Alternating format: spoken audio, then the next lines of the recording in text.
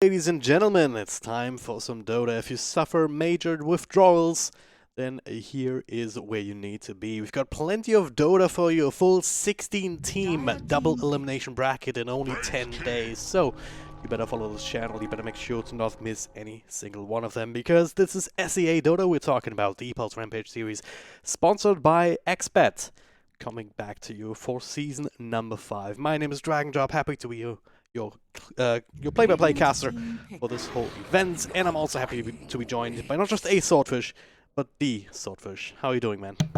That was a great intro. Thank you for that. Yeah, I'm very excited. I love SEA Dota. You know, there's no other Dota I'll wake up at 5 a.m. for. It is wonderful. It's very exciting always to watch it because it's just I don't know. They have this combination of both amazing, eye-opening, mind-blowing plays with what am I watching? What is this? Please stop. And then you combine this together to get a very, very entertaining kind of Dota. Especially for the teams that we're watching today, a lot of qualifier teams that we get, the emerging SEA Dota talent, it's wonderful. And obviously Exclamation being a team that I have a particular soft spot for, as we also got to watch them in India, right? Oh yeah. It's quite fantastic. Yeah.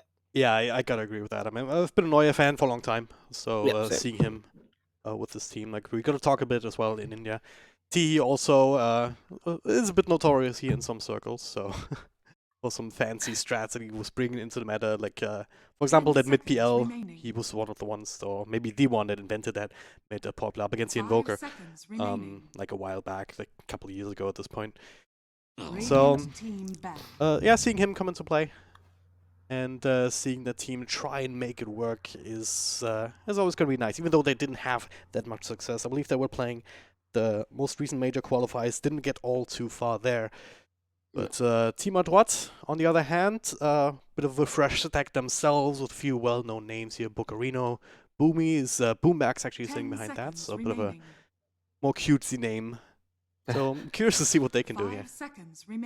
Yeah.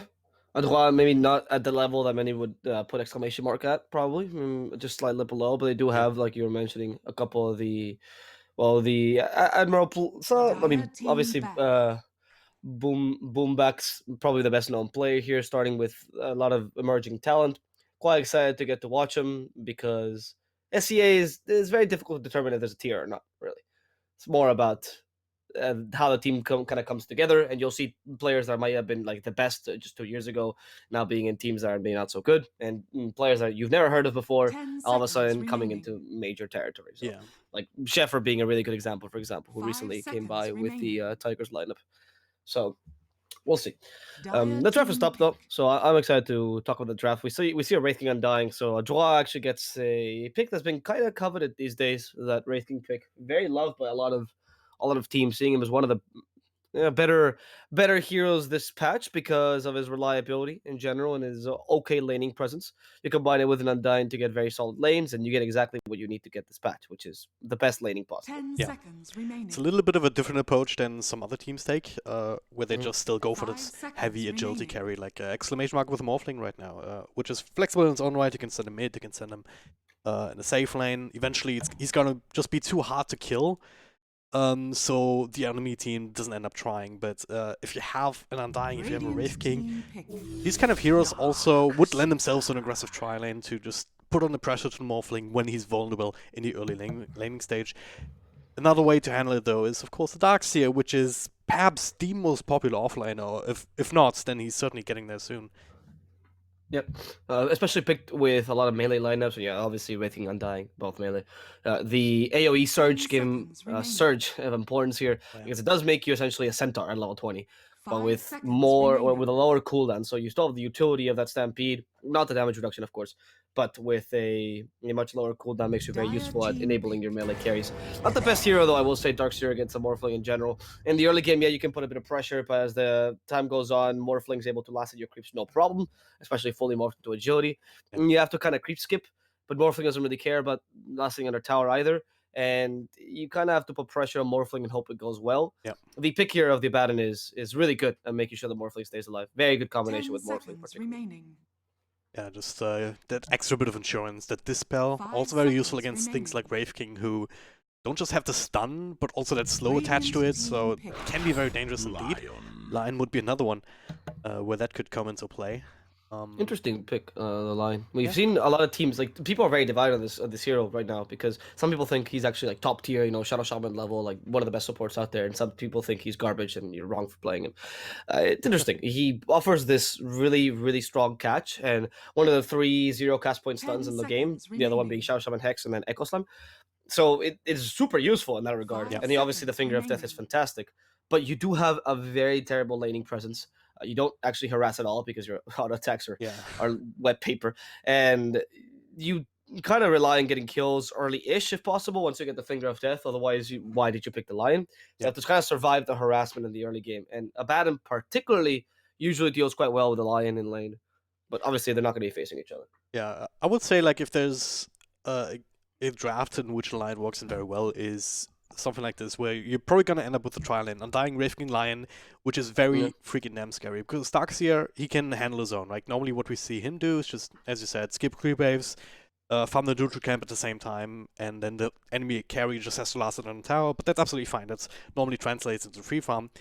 Except the Darkseer just gets more because he also gets the neutral keeps, he can get in a quick helm and whatnot. But yeah, if that leaves you with a tri-lane, with a Lion Raveking Undying, the moment they catch somebody, that person's dead. If it's an Abaddon or not. So we'll see if they can actually make that work. With Exclamation Mark will play into that at all. The answer to, with a Rubik is actually quite smart. So Rubik is a defensive support similar to Abaddon. The idea behind Rubik in lane usually is to punish someone by using telekinesis in their tower, because telekinesis is really, really bad spell. But you actually at least get to position someone in a bad position. So heroes like, for example, Undying Wraithing, well, like you're saying, aggressive people that are trying to get kills are mitigated quite a lot by Rubik, who's not able to do too much in terms of harassment, but is able to stop a gank, for example, or in addition, reduce your damage so you can't do as much harassment. He's pretty good against these heroes, I'd say. And him with the Abaddon, you can do a defensive trialing quite strongly with the Morphling. Early game is going to be difficult, like the earliest level is going to be difficult, but once you hit level 3, you should be fine. Yeah. And Doom in the offlane is also not the easiest hero to deal with. That's going to be interesting to see how they actually decide to run these lanes. Oh, Lina as well. Yeah, because you could run Doom against the Darkseer because he's so strong against Darkseer because of Devour, so that's always an option for you. And Lina, I mean, it is an exclamation mark pick, right? Yeah, for we were sure. talking, and it's just such a solid pickup. One of the best laners in the mid lane. Very few heroes that actually full on counter her in lane, which makes it very reliable. Only thing is that if you're not confident in your Lina, you're gonna be a bit screwed come the mid game because you need to create that space. You need to have that impact to Eul Scepter. Otherwise, why do you pick me? Lina's not a hero that likes to play from behind, to say the least. No. But I still kind of like this pick, because if they do get a decent enough start in the laning phase, it does give you that actual punching power in the mid game that you don't actually have. Abba, Rubik, Doom, all of them are more utility focused. They can provide their own bit of damage here and there, just depending on the situation. But Lina's going to be the heavy hitter, the one that follows up, hits a light strike array set up by herself or by the Rubik or whatever, and then bursts somebody down. Yeah. Beyond that, though, until the Morphling really gets online, they don't have all that much damage, which could be a bit of an issue with this Adroit lineup that's just gonna run at you. Especially with the Ember Spirit now. You've got the Ember Darkseer combo.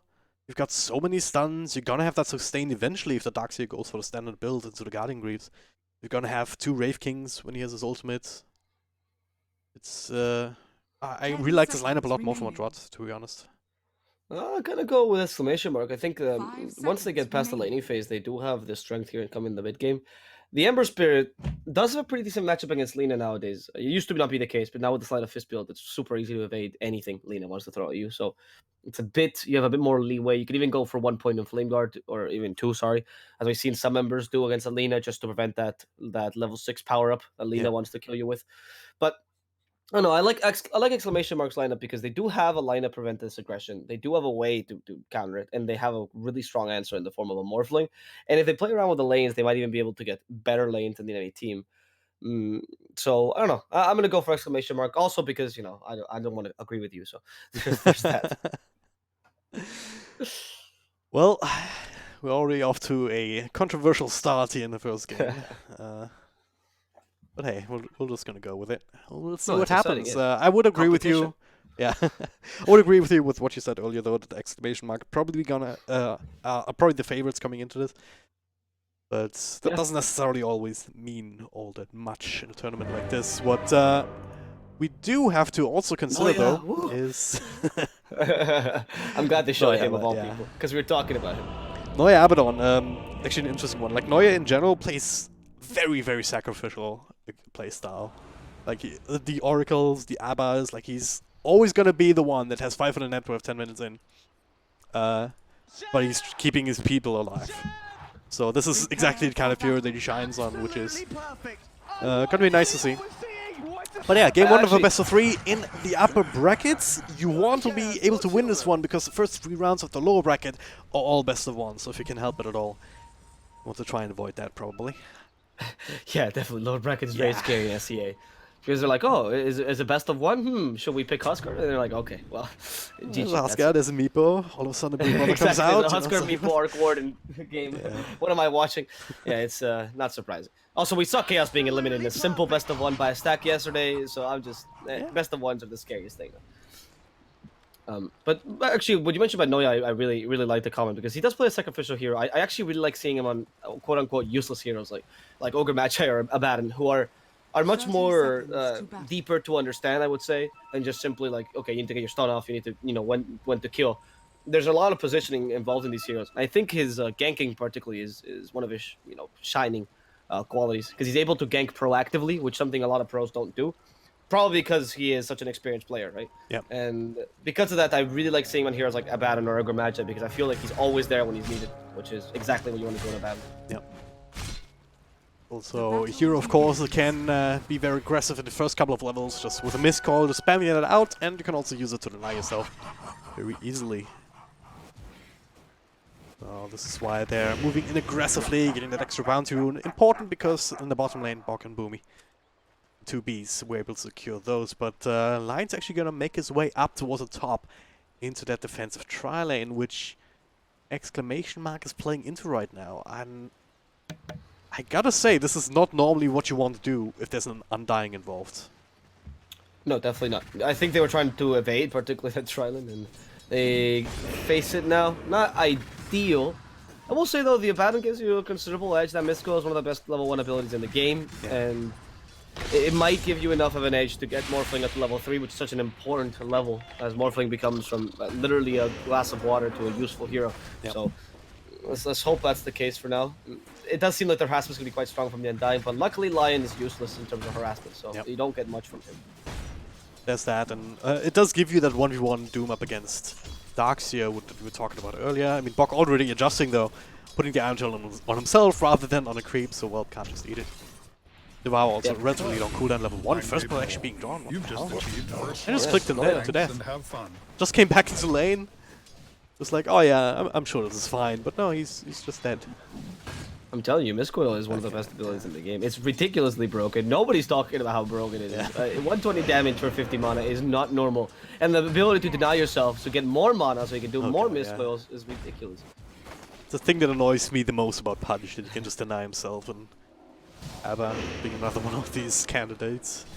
Like we saw yesterday, ironically, was the game that the Chaos lost, particularly that when Abaddon just denied himself. I think it was 5 times in the early game because, why not?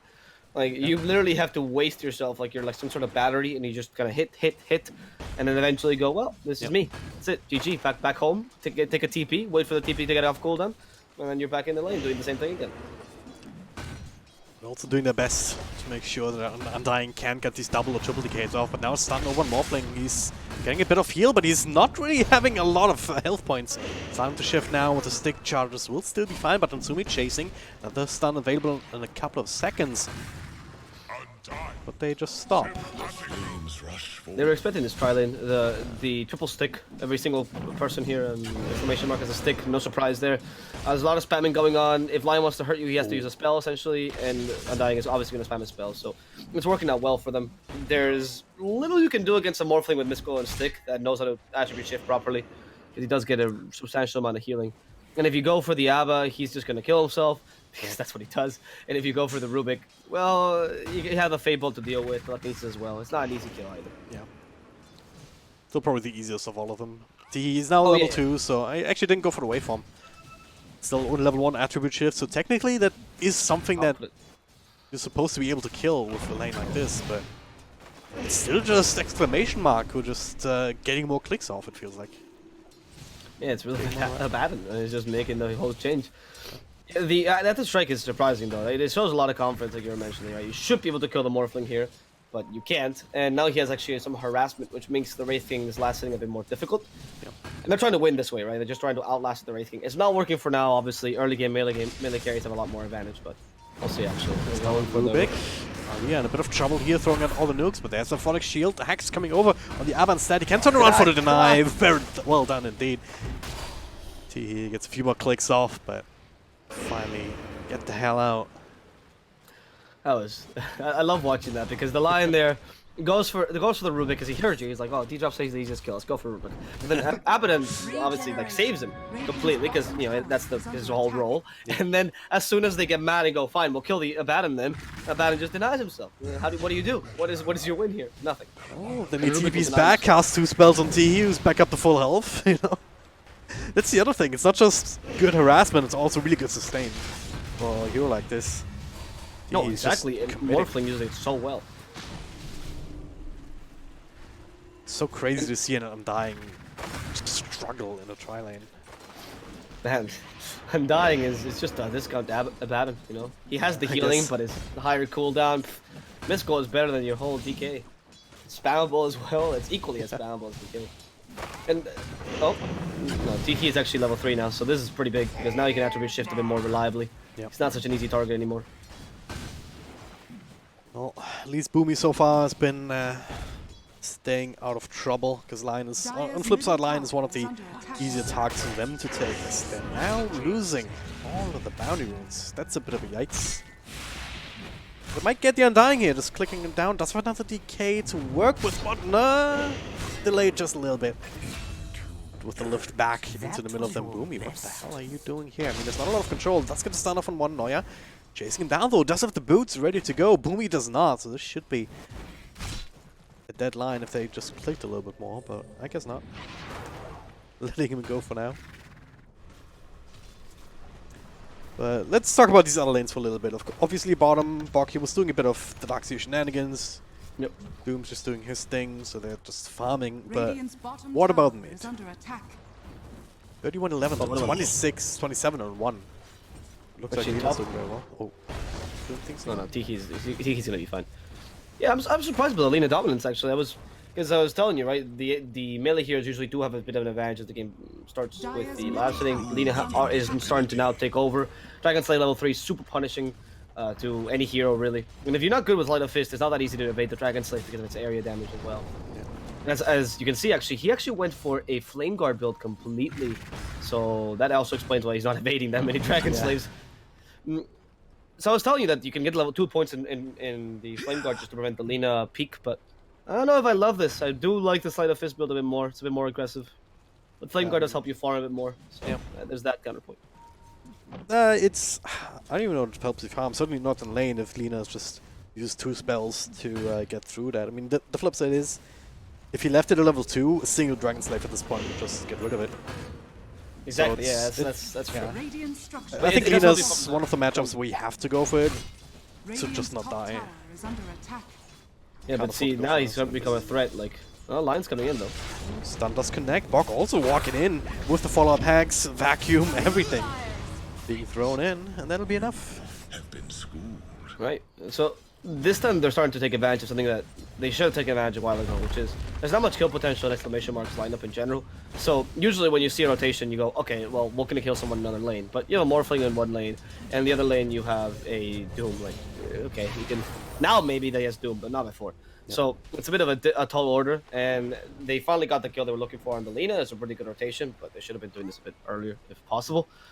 And now Ember can also start farming the lane a bit more, use that Flame Guard efficiently, and ideally go to the jungle if the Lina just comes back. Because you do have that capability. You're level 7, Flame Guard's maxed. You're able to take stacks now. Oh. So he decides once Lina decides to show up again for now. JG playing the jungle as... they made this lane switch here. Doom's now up top. And T's gonna get a little bit of a easier farm down bottom, I guess. Yeah, I mean, they swapped the Wraith King as well, so I guess they just want to follow the Wraith King. Wherever he goes, Morphling goes with him. He's not level 5 yet though, and that experience deficit is going to start to hurt him a bit. He's 20 lasted below the Wraith King as well, which is not surprising. You're a Wraith King. You lasted pretty efficiently. At the end of the day, there has been a lot of fighting up top. Which has kind of prevented TE from hitting as many creeps as he would want to. True. The Lina and the Doom should start creating some space for him now. It's got to the point where you need the Morphling to start getting some farm. No, yeah, it's going to be harassed slightly by Bulk. The Illusion versus Abaddon fight. It should be problematic. He's going to have to deny himself again, isn't he? Oh, can he? Yes, he can. Good attempt there from Bulk to try and interrupt that with a vacuum, but still just enough time. What the hell? Well, that was the Doom committed. Alright. Also is a Midas.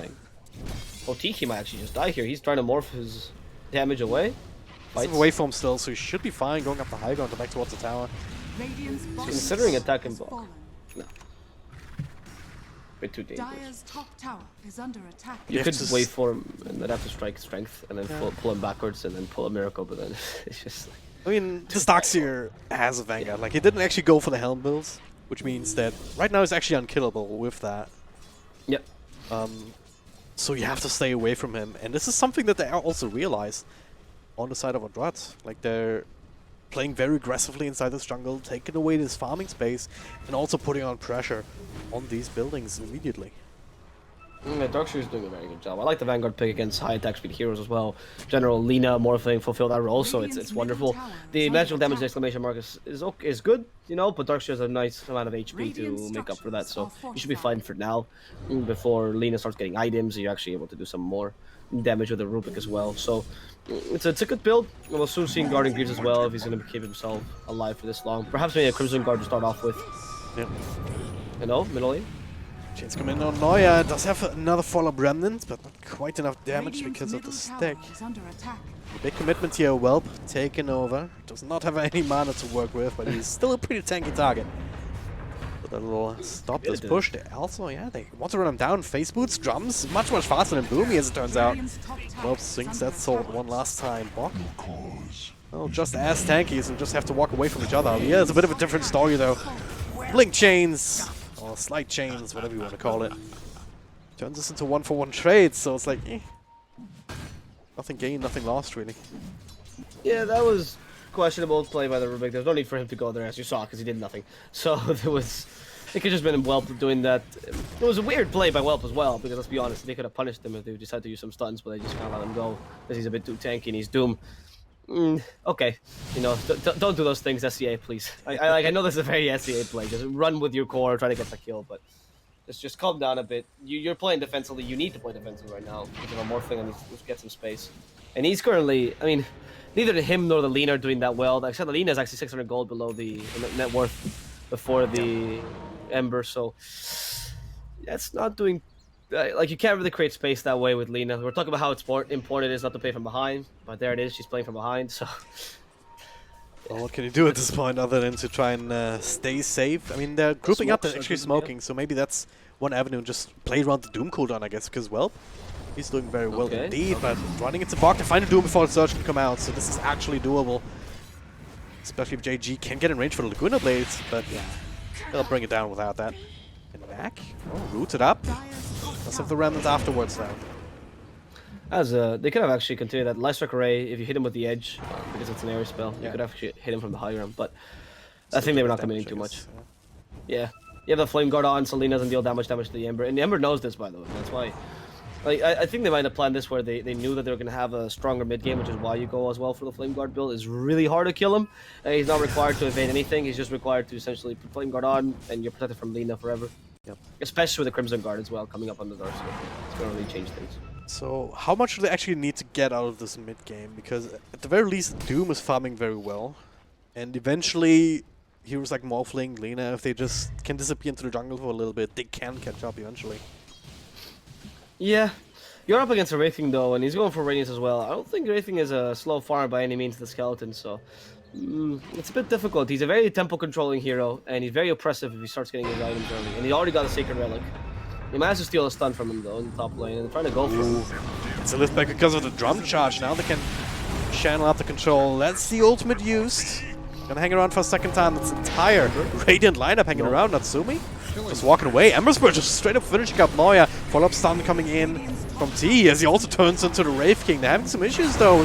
Now, alright, that's a bit of a finger of death as the rest of the high side comes through. And exclamation mark just being torn apart from two different sides. T on the run. Meanwhile, Whelp's also gonna get caught by another chains.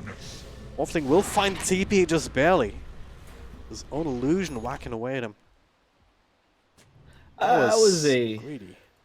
That was a team fight. That was a bit of a crazy team fight. There was a questionable play there with Lacuna Blade just to immediately after reincarnate. So a couple misplays I would say, mainly by the Lina, unfortunately. The life strike array was used earlier when he was, they didn't need to stun him just to get the reincarnation off. You really should have saved it for after reincarnation was up, so you could keep hitting him in the same spot. Laguna Blade used a bit too early, understandable, but you weren't really considering the possibility of there being, teammates there. Yeah, Dota is a 5-on-5 game, so let's not forget that ever. And a really good rotation, I will say though, by Mac there. Ember Spirit coming in early was huge, and obviously with the Invis as well. But the exclamation mark team got a bit cocky there. They thought they killed the Wraith King twice, and he's not that far off from TP points for Adroit, so that could have been played maybe a bit safer, a bit better, but at least they do get the kill in the end, so it's okay. Could be worse. He didn't die either, and that's quite important. So it could have been worse, but it doesn't necessarily make it okay. Make it okay, yeah. I mean, at the very least, it's a very long cooldown as well, so maybe if they can make another play in the next minute or so on the Wraith King, they can get him another time, so it's also something that you can consider. But all of these things, like that team fight, if it showed one thing, then the lack of damage that they have right now, especially with these underfarm cores. So that's going to continue to be an issue for quite a while, even more so when the Wraith King gets that Radiance, which effectively also makes him more tankier because of the mischance. I agree, and he also farms much quicker, so it opens up a slew of possibilities for this team, who's now able to essentially combine strategies around. I think another big issue here that exclamation mark is facing is the lack of levels on the supports. You have a Lion that's level 8 compared to Rubik level 6, and then a level 7 Undying compared to a level 6 Abaddon finally getting the bonus done. They heard me now, so they're gonna clean this up and kill the line. But the supports are actually a huge damage source, if you notice, for exclamation mark. The Mistcoil on Abaddon and the Photic Shield are both pretty damaging spells. Rubik obviously with whatever he steals and the Arcane Supremacy. So you really want them to have maybe a couple more levels, ideally, giving them some sort of experience, but they've been helping your cores so hard, they've themselves fallen off, and that's not too good. Yeah. And now we're gonna see a Surged up Darkseer actually looking for a kill here. Oh, poor Noya. He knows what's coming. He has another Surge. He's just trying to run away, but he's in the Baton. What are you meant to do here? Oh, he's joking. Never mind. He's doing it. That. Another creeps come in, but hey, there's more help. CML, Mac. God, spending so much time. Meanwhile, in mid, look at this actually. Boomy being gone on. And okay, well, actually takes a finger of death, but Doom coming out on the Wraith King. That's his first step. But they cannot stick around for the second one. The LSA missed time. The stun comes through on Doom as he dies. Dropping to the wall. He's in a bit of trouble, but does find a way from up the high ground. To the TP out. No blink daggers or anything. Okay, so actually, huge thing there by Noya. Because the vacuum was wasted on him, Bok could not cancel the TP there on Morphling. So that was pretty big. So Noya doing things even by killing himself. I mean, like you mentioned, it was huge. That was a really good space play. But again, they seem unable to deal with the Wraith King, or I don't mean deal in the like, oh, Wraith King is so strong. I mean, like, what are you doing against this hero? Why are you dooming him before the reincarnation? Yeah, it's How do you miss the Light Strike Array? Sorry, but just, no, that's not okay. That's it's just the internal clock that you have, maybe a little bit off, Just blame daylight savings, Yeah, exactly. They swap the clocks back, and it's like, oh, I don't know how to hit my Light Strike Arrays anymore.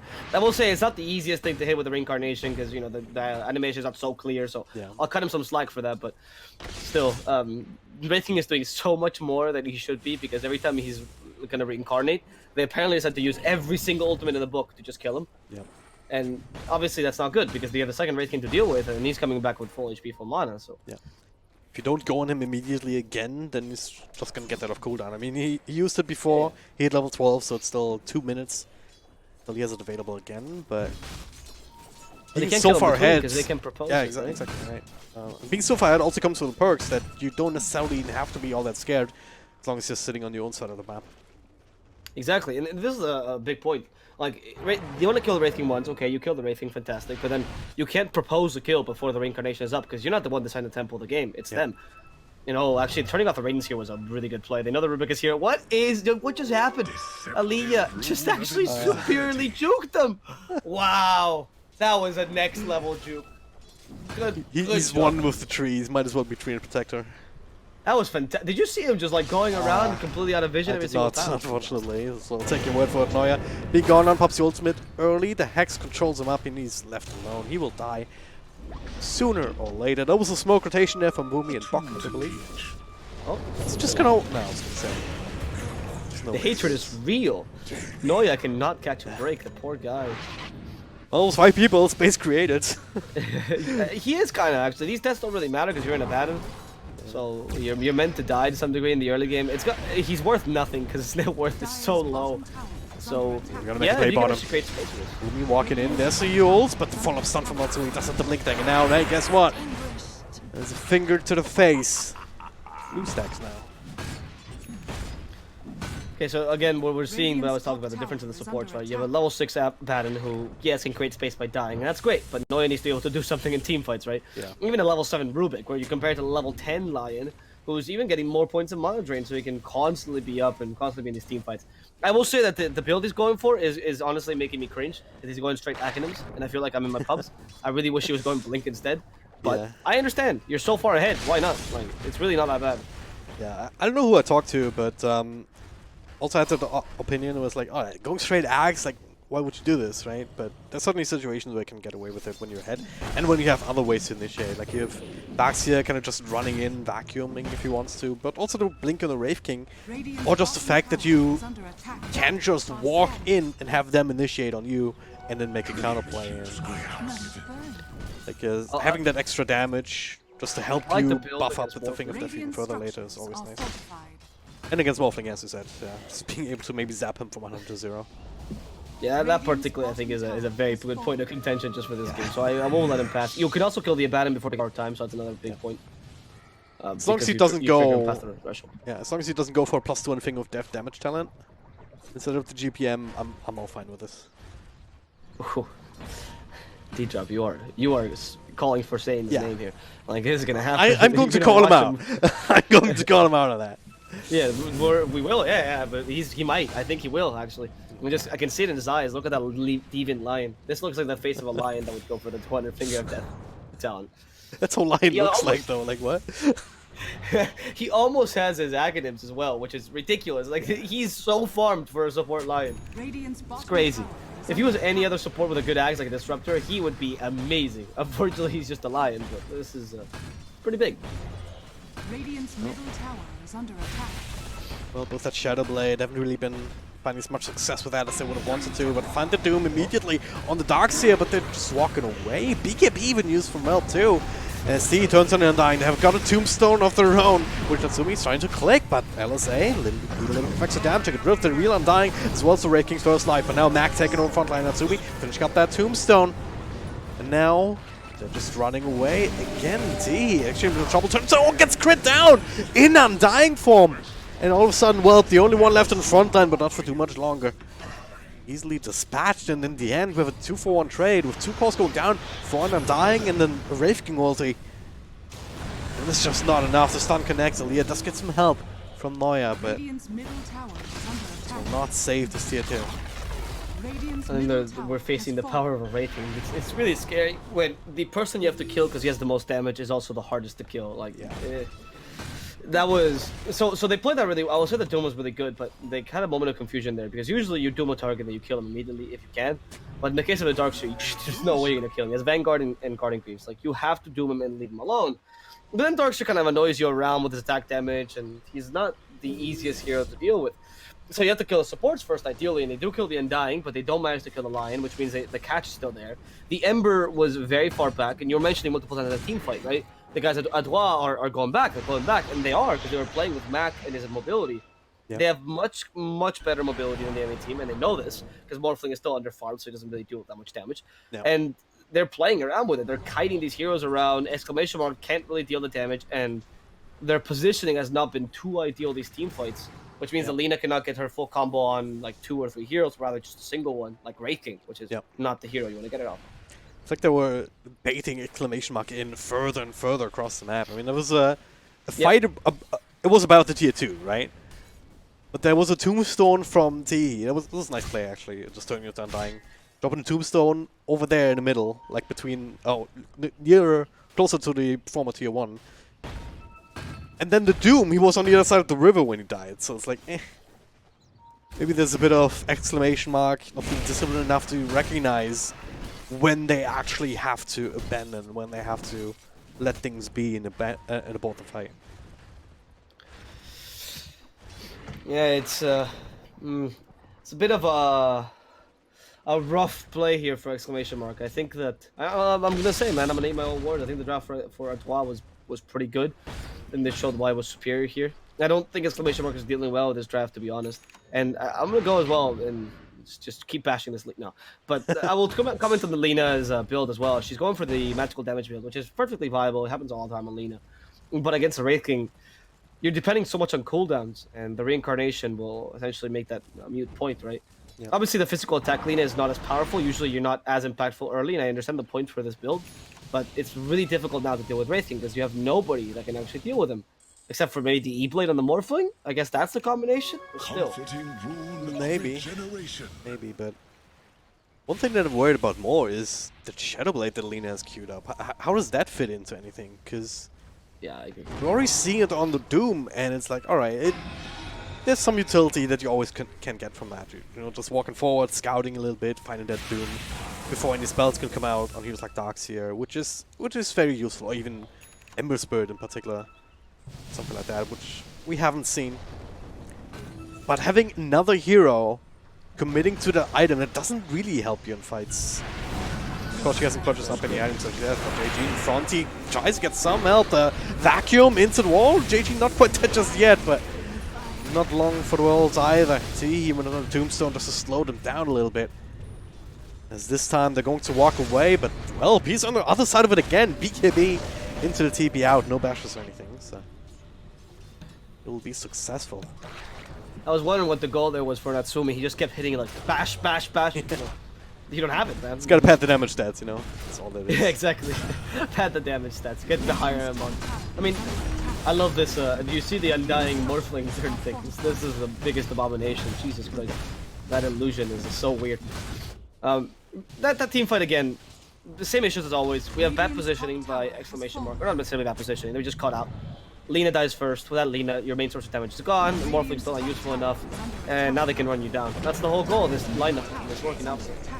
Well, it's half elf done to the Wraith King. It's about a quarter of what you need. So I guess that Morphling Shotgun is not necessarily the answer for him. So at this point, just have to try and kill off Lion and Ember Spirit first, right? In the middle of these team fights to try and get some sort of edge. I don't think you can kill Wraith King once, let alone twice. Darkseer is also kind of trying to make a play on Ember Spirit to find the stuns. They find follow-up LSA, need a little bit more, and they find it. Wow, alright. Good, that's important. There we have it.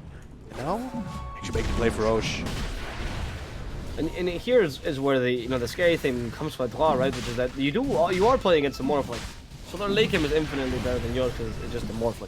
Yeah. If he manages to find the farm, if these kills keep happening, this is still a game that Exclamation is very much in. But you need to get these kills. You need to continue playing this consistently. And the team fights cannot be sloppy. And this team fight is looking a bit scary right now.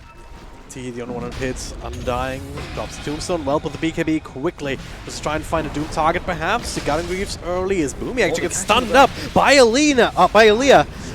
Finishing up the line first, which is a very good kill. No stuns, no fingers. Now another shotgun over on the Wraith King's first life there. Actually burning him down with the Scorched Earth almost, and well, eventually, maybe not just yet, but yeah, okay, they finally get the first life. CML, his own ultimate, another stun from Aaliyah as he's off to the side. Well, does have the Doom, still holding on to it until right now. You find the Wraith King a second time, now he's run T, chasing him down, but Boomy with the buyback in with the finger, they just burst him to death. Bog, on the other hand, dying to the Laguna Blade. But Mac, he's also still part of the party, or he's part of the party finally. And JG, well, plenty of stuns. cancel that TP. Bit of a disaster as they once again dove too deep. I want to say, man, I don't think that the Doom there should be used for the Dark or the Wraith King. I think the only Doom targets, I mean, obviously since the Ember, which is the ideal Doom target. If you can't get the Ember, then Lion is actually a beautifully good Doom target. Yeah. I know that Lion's supports, you don't want to waste a Doom on a support, but like, just get him, man. Lion is having so much impact this game.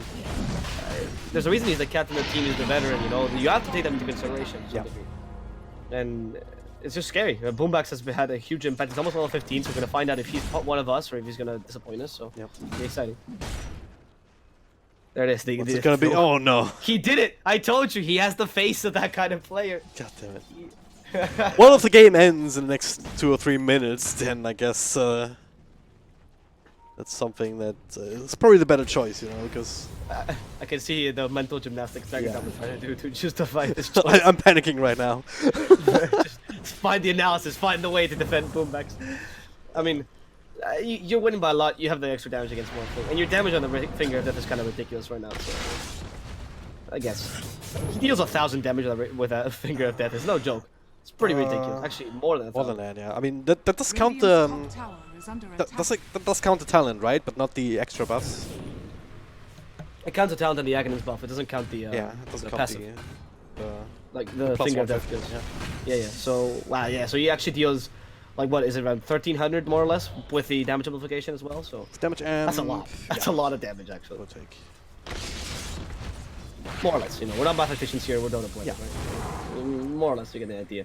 The skeleton push is also quite scary. Didn't go for the skeleton attack damage though, which is a bit surprising. Yeah. I mean, 15 strength is a really good talent at level 15. Like, it's a very solid amount of stats for a Wraith King. Yeah. So I understand the point. I think a lot of Wraith Kings don't go for the attack damage if they know their skeletons are going to be cleared relatively easily. So they want to annoy with the skeletons because they're worth no gold, but...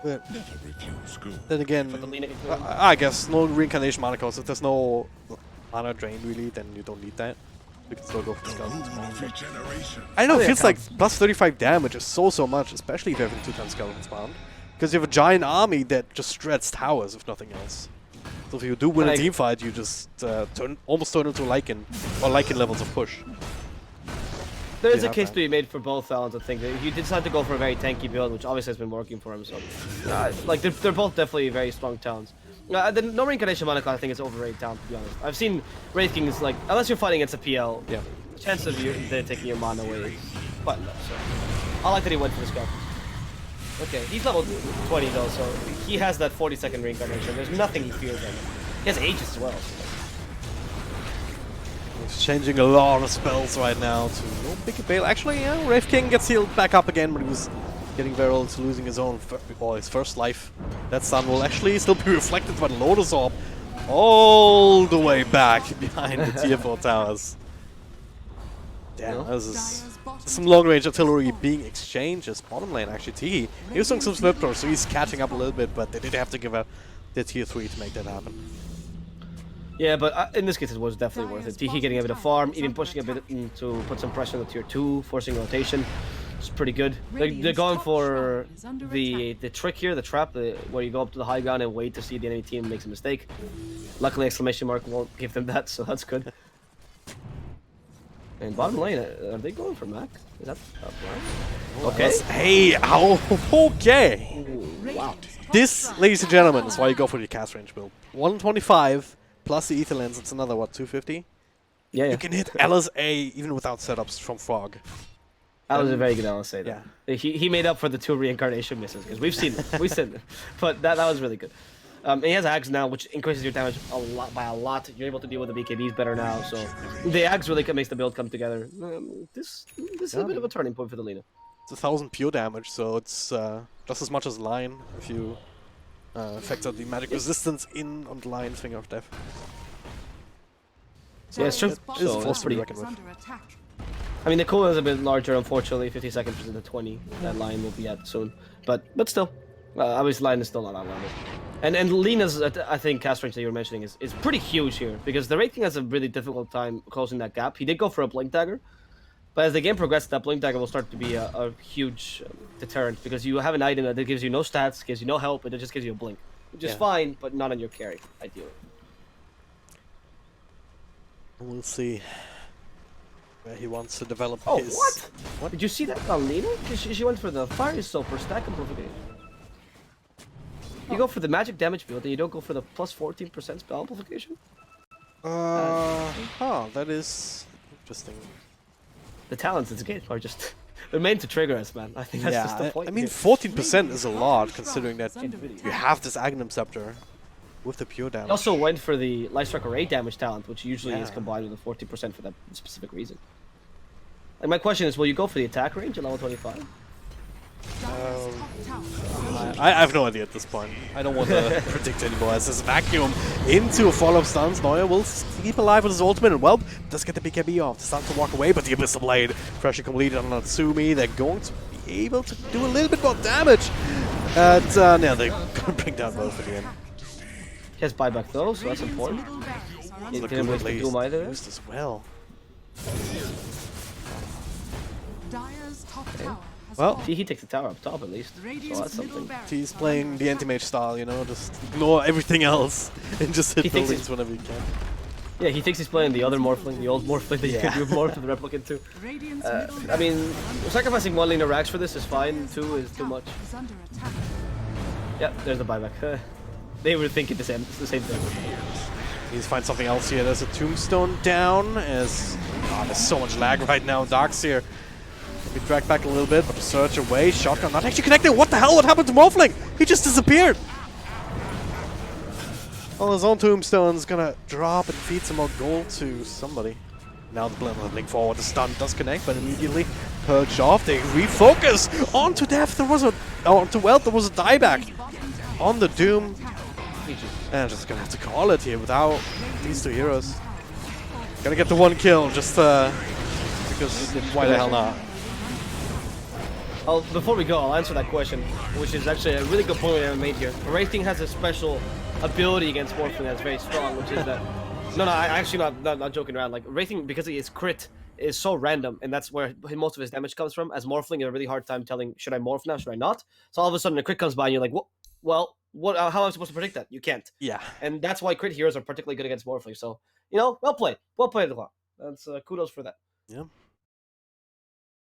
Had the battle laning set up and carried that all the way in the end. Like, we were talking about Lina not really wanting to play from behind. There were a few situations where they could get things together, but ultimately with Lina and the Morphling just playing catch-up all game, it was not enough. So, that was game one, perhaps not quite going the way that we expected. Adroit with a good showing here so far. An exclamation mark. Well, they're gonna have to turn things around if they want to avoid the best of ones. We'll see what happens in game number 2. Stay tuned. XBetCO is the hottest destination for esports betting, offering a wide range of top esports events and betting options. Access the highest odds in esports. Live odds are open until the very end of the match. Do you have any questions or queries? The XBets customer support team is available 24/7 and is ready to help you. All players enjoy huge bonuses, amazing promotions, and winning jackpots. With the best casino games, virtual sports, and exciting slots, XBetCO is the home of live esports betting.